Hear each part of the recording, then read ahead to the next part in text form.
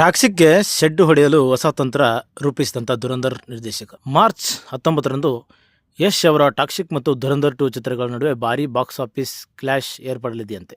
ಇನ್ನು ಧುರಂಧರ್ 2 ಕನ್ನಡದಲ್ಲಿ ಬಿಡುಗಡೆ ಮಾಡುವಂಥ ಮೂಲಕ ಟಾಕ್ಸಿಕ್ ಚಿತ್ರದ ಮಾರುಕಟ್ಟೆಗೆ ಸವಾಲು ಎಸೆಯಲು ಸಿದ್ಧವಾಗಿದೆಯಂತೆ. ಇನ್ನು ಟಾಕ್ಸಿಕ್ ಟೀಸರ್ ಸೃಷ್ಟಿಸಿದಂಥ ಸಂಚಲನ ದೊಡ್ಡದೇ.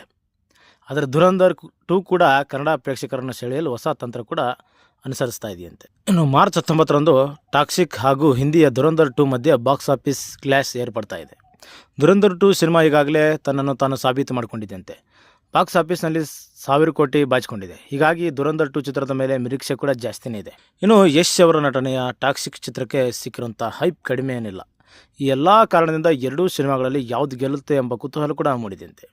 ಸೊ ಈಗ ಟಾಕ್ಸಿಕ್ ಚಿತ್ರಕ್ಕೆ ಶೆಡ್ ಹೊಡೆಯಲು ಧುರಂಧರ್ ತಂಡ ದೊಡ್ಡ ಪ್ಲ್ಯಾನ್ ಮಾಡಿದೆಯಂತೆ. ಧುರಂಧರ್ ಸಿನಿಮಾ ಥಿಯೇಟರ್ನಲ್ಲಿ ರಿಲೀಸ್ ಆಗಿದ್ದು ಹಿಂದಿಯಲ್ಲಿ ಮಾತ್ರ. ಹಿಂದಿ ಭಾಷೆಯಲ್ಲಿ ಅರ್ಥವಾಗದಿದ್ದವರು ಕೂಡ ತೆರಳಿ ಸಿನಿಮಾ ನೋಡಿದ್ದಾರೆ. ಆದರೆ ಕೆಲವರು ಹಿಂದಿ ಬರುವುದಿಲ್ಲ ಎಂಬ ಕಾರಣದಿಂದಲೇ ಸಿನಿಮಾ ನೋಡದೆ ಇದ್ದಿರ್ಬೋದು. ಆದರೆ ಈ ಪ್ರೇಕ್ಷಕರನ್ನು ಸೆಳೆಯಲು OTTಯಲ್ಲಿ ಹಿಂದಿ, ತೆಲುಗು ಹಾಗೂ ತಮಿಳು ಭಾಷೆಯಲ್ಲಿ ಧುರಂಧರ್ ಪ್ರಸಾರ ಕಂಡಿತ್ತು. ಆದರೆ ಕನ್ನಡ ವರ್ಷನ್ ಇಲ್ಲದೆ ಇರುವುದಕ್ಕೆ ಆಕ್ರೋಶ ವ್ಯಕ್ತವಾಗಿದೆಯಂತೆ.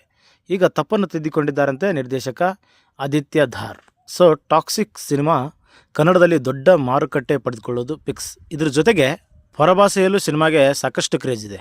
ಇದು ಎಲ್ಲ ರೀತಿಯಲ್ಲಿ ಧುರಂಧರ್ ಚಿತ್ರಕ್ಕೆ ತೊಂದೊಡ್ಡಬಹುದು. ಇದೀಗ ಧುರಂಧರ್ 2 ಚಿತ್ರನ ಕನ್ನಡದಲ್ಲೂ ರಿಲೀಸ್ ಮಾಡೋದಾಗಿ ನಿರ್ದೇಶಕ ಆದಿತ್ಯ ಧಾರ್ ತಿಳಿಸಿದ್ದಾರೆ. ಇನ್ನು ಟಾಕ್ಸಿಕ್ ಚಿತ್ರಕ್ಕೆ ಶೆಡ್ಡು ಹೊಡೆದು ಈ ಚಿತ್ರದ ಮಾರುಕಟ್ಟೆಯನ್ನು ಕನ್ನಡಕ್ಕೂ ವಿಸ್ತರಿಸುವಂಥ ಆಲೋಚನೆ ಧುರಂಧರ್ ಟೀಮ್ ಅವರದ್ದು.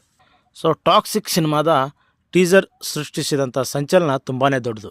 ಸೊ ಈ ಚಿತ್ರದ ಟೀಸರ್ ಸಾಕಷ್ಟು ಸದ್ದು ಮಾಡಿತ್ತು. ಈಗ ಧುರಂಧರ್ 2 ಟೀಸರ್ ಯಾವ ರೀತಿಯಲ್ಲಿ ಗಮನ ಸೆಳೆಯುತ್ತದೆ ಎಂಬುದನ್ನು ಕಾದು ನೋಡಬೇಕಾಗಿದೆ. ಮತ್ತು ಈ ಸಿನಿಮಾ ಯಾವ ಥರ ಯಶ್ ಅವರ ಟಾಕ್ಸಿಕ್ ಸಿನಿಮಾ ಬರುವಂಥ ಒಡೆತನ, ಆ ತುಫಾನ, ಬಿರುಗಾಳಿನ, ಆ ಪ್ರಳಯನ ತಡ್ಕೊಳ್ಳೋಂಥ ಕೆಪಾಸಿಟಿ ಧುರಂಧರ್ 2 ಸಿನಿಮಾಗೆ ಇದೆಯಾ, ಅಥವಾ ಧುರಂಧರ್ 2 ಮತ್ತು ಟಾಕ್ಸಿಕ್ ಇಬ್ಬರ ನಡುವೆ ಯಾವ ಸಿನಿಮಾ ಗೆಲ್ಲುತ್ತೆ, ಯಾವ ಸಿನಿಮಾ ಸೋಲುತ್ತೆ, ಅಥವಾ ಎರಡೂ ಸಿನಿಮಾನೂ ಹಿಟ್ಟಾಗುತ್ತಾ, ಮುಂದಿನ ದಿನಮಾನದಲ್ಲಿ ನೋಡಬೇಕು. ಆದರೆ ನಾನೇನು ಹೇಳೋಕ್ಕೆ ಇಷ್ಟಪಡ್ತೀನಿ ಅಂದರೆ, ಸುಮ್ಮನೆ ಅವ್ರವ್ರು ಕ್ಲ್ಯಾಶ್ ಮಾಡ್ಕೊಳ್ಳೋಕೆ ಹೋಗಿ ಸುಮ್ಮನೆ ಒಣ ರಗಳೆ ಅನಿಸುತ್ತೆ ನನಗಿದು. ಒಣ ಯಾಕೆ ಬೇಕಿವಲ್ಲ ಅಂತ.